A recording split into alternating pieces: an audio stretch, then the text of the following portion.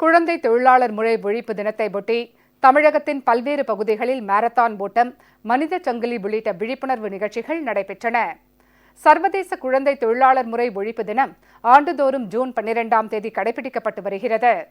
தமிழகத்தில் குழந்தை தொழிலாளர் முறையை முற்றிலுமாக ஒழிக்க தமிழக அரசு பல்வேறு நடவடிக்கைகளை எடுத்து வருகிறது. இதன் ஒரு பகுதியாக சென்னை ஷெனாய் நகர் அம்மா அரங்கத்தில் மாநில அளவிலான குழந்தை தொழிலாளர் முறை எதிர்ப்பு நாள் விழிப்புணர்வு கூட்டம் இன்று நடைபெற்றது. இந்நிகழ்ச்சியில் 10 மற்றும் 12ஆம் வகுப்பில் அதிக மதிப்பெண் பெற்ற மாணவ மாணவிகளுக்கும் குழந்தை தொழிலாளர் முறை அகற்றுதலில் சிறப்பாக பணியாற்றிய கள அலுவலர்களுக்கும் பரிசுகள் வழங்கப்பட்டன. இந்நிகழ்ச்சியில் அமைச்சர்கள், அரசு உயரதிகாரிகள் உள்ளிட்ட பலர் கலந்து கொண்டனர். 14 வயதுக்குட்பட்ட குழந்தைகளை பணியில் அமர்த்தக்கூடாது என்பதை வலியுறுத்தி கோவையில் தேசிய குழந்தை தொழிலாளர் திட்டம் மற்றும் தனியார் நிறுவனம் இணைந்து மாரத்தான் ஓட்டத்தை இன்று நடத்தின. இதில் ஏராளமானோர் ஆர்வத்துடன் கலந்து கொண்டு ஓடினர்.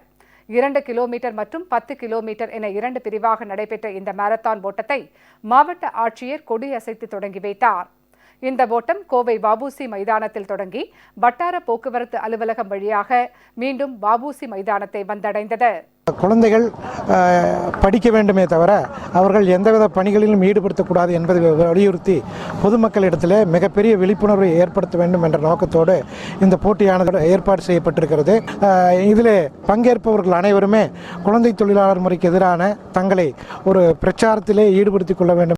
ராமநாதபுரம் மாவட்டம் ராமேஸ்வரத்தில் அக்னி தீர்த்த கடற்கரை பகுதியில் குழந்தை தொழிலாளர் முறை எதிர்ப்பு தினத்தை முன்னிட்டு பள்ளி மாணவ மாணவிகள் மற்றும் பொதுமக்கள் பங்கேற்ற மனித சங்கிலி மற்றும் உறுதிமொழி ஏற்பு நிகழ்ச்சிகள் நடைபெற்றன.